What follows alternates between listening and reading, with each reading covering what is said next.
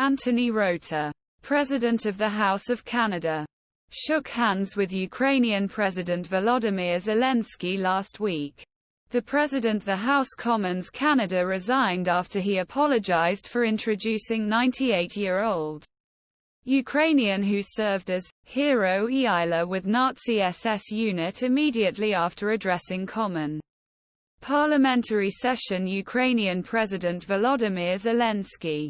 The Speaker Anthony Rota introduced a founding Yaroslav Hunka from the election zone on Friday as a Ukrainian hero, a Canadian hero.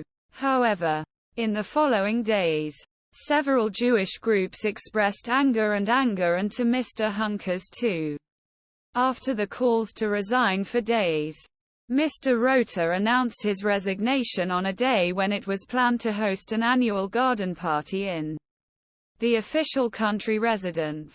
"This house is above none of us," he said to the deputies. The call to take first step came from Jagmeet Singh, the leader of Centre's Left New Democratic Party. Before statement Mr. Rota, the Deputy Prime Minister, Foreign Minister, Minister of Industry and House Commons said he should resign to journalists.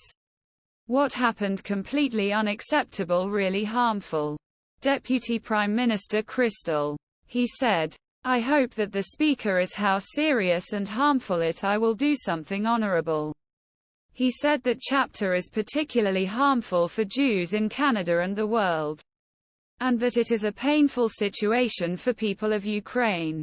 At the weekend, Mr. Rota said that he did not tell his plan to invite Mr. Hunka to the governments of Canada or Ukraine. On Tuesday, Prime Minister Justin Trudeau did not support Mr. Rota and what he called the deep shameful decision.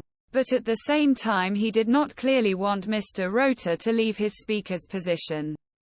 "The Speaker Rude personally apologizes to apologize. And I'm sure it reflects how to ensure the honor of the House," Trudeau said. Mr. Rota was a member Parliament the Liberal Party Mr. Trudeau, not a political power broker like U.S. House Representatives. This did not stop Conservative leader Pierre Poilievre, who led the Liberals of his party Mr. Trudeau in surveys.